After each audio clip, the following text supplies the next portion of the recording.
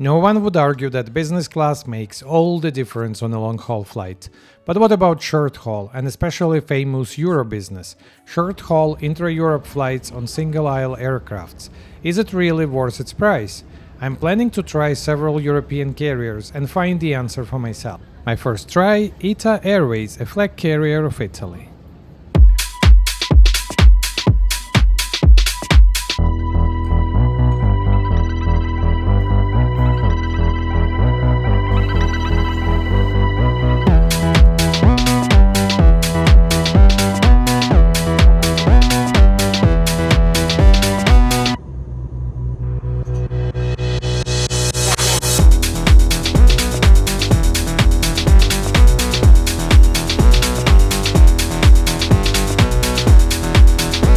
So I'm starting with ITA, a kind of reincarnation of long-struggling Alitalia, which ultimately bankrupted in 2021. 4 years into operation, ITA has managed to achieve 18 million passenger traffic.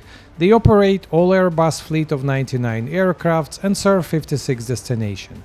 This makes them somehow comparable to Iberia and Swiss.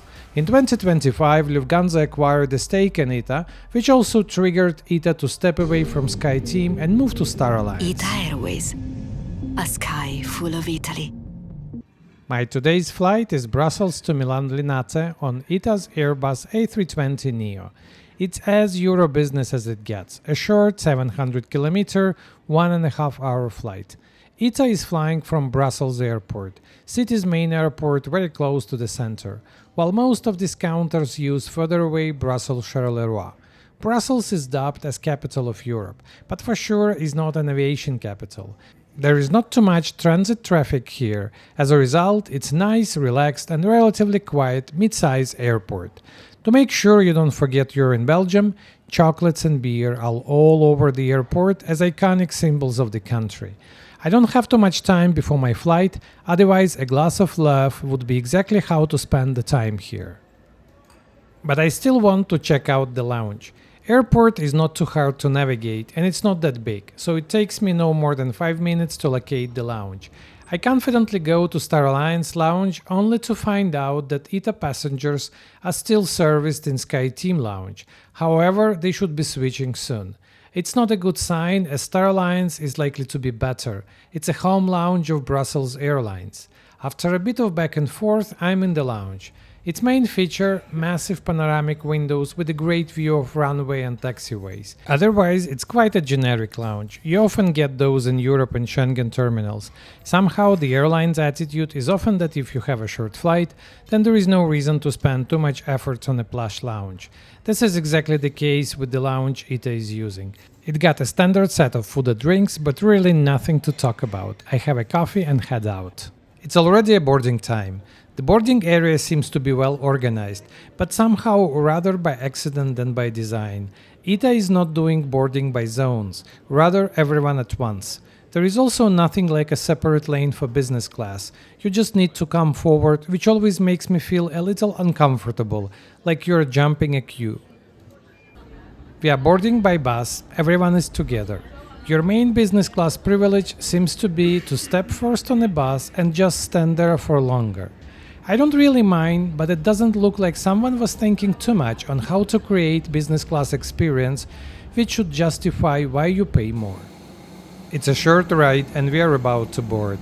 The brand new A320 Neo in dark blue ITA livery looks awesome and I enjoy a few moments looking at the plane while letting others to go on board first.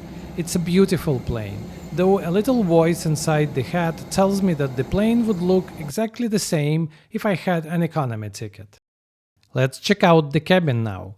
Well, it's not going to impress. ITA is using 3-3 layout in business, and it's absolutely the same seats as an economy, with possibly 1 or 2 inches bigger seat pitch. The only real difference is that center seat is not sold and gives you a bit more space.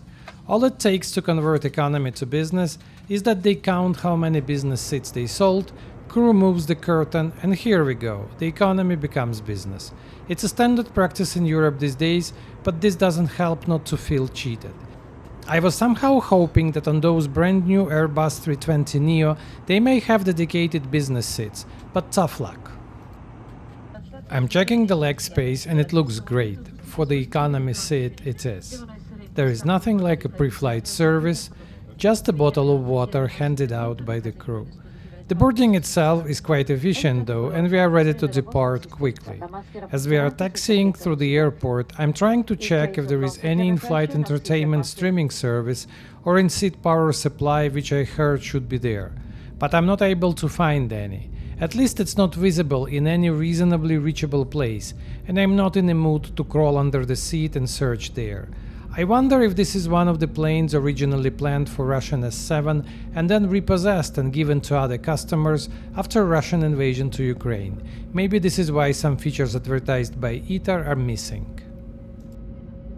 It's a heavy overcast in Brussels, so I don't have too many expectations from the takeoff view and rather trying to analyze my experience. So far I have a strange feeling that I'm flying in a very comfortable economy class, and I totally miss the vibe and the expected comforts of the business class. It would not be a problem if the price of business and economy was similar. But for Brussels-Milan round trip and economy, the cheapest fare is about 120-130 euros. While the lowest business fare is above 500 euros, which is not cheap at all for a short flight and 4 times more expensive than economy. Let's see if I still get something to justify that price difference. We are in the air now. One thing that is definitely noticeable is that the business class cabin is very quiet. You sit before the engines and very little noise comes forward. I'm by myself today, but if you had to have an important conversation while flying, this would definitely be useful. And of course you get to great views of those engines, something you can only see from the business class. I can smell some food being warmed up and I would like to wash my hands as well as to check the bathroom. Same as with the seats, the only difference is that this lavatory is on the other side of the curtain and to be used by 10 passengers rather than 150. Otherwise, it's as plain as gets for narrow-body lavatory. Food is served about 30 minutes after the takeoff. It's a morning, so I guess this is a breakfast service. Let's see what I get.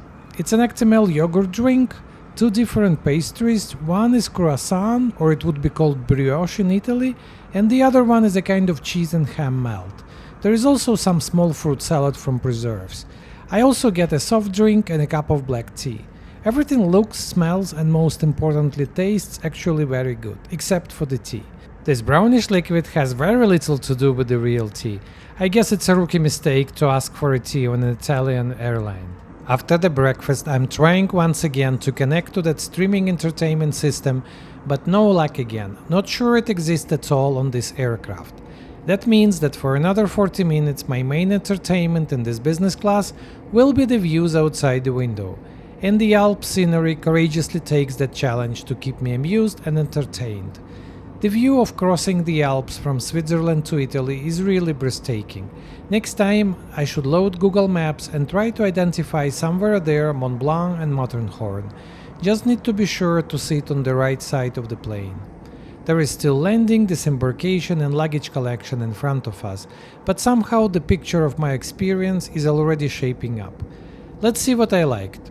The planes look beautiful, the crew is friendly, and it's a very quiet ride in the business class cabin thanks to engines being behind. Breakfast was nothing extraordinary, but it was tasty, I have to be honest. Now let's see what is missing.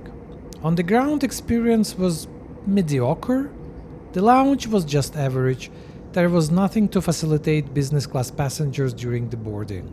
It was largely the same story on board. Ordinary economy seats, just a bit more space due to empty seat in between. No power supply, no in-flight entertainment, and apparently variability between the aircrafts in service. All in all, this business class flight with ITA did not feel any special at all. One may ask, but why would you need something more? Fair one, and here comes the main question of ITA short-haul business. Do you really need it for a short flight and 4 times the price versus economy? If you value so much an extra inch of space, or you value little status privileges, maybe. Or if you got some real money. Otherwise, I don't think this business class makes any sense. I would give ITA 3 stars out of 5 for this flight, but more importantly, the bigger question for me is why would someone need this kind of experience for 500 to 600 euros price. Fino a quando il segnale luminoso verrà spento, vi raccomandiamo di aprire le cappelliere con cautela. But before I give this 3-star rating, still need to complete the flight. Taxiing through Linate is quick. It's actually a great airport, modern, efficient, and sitting right on the outskirts of Milan.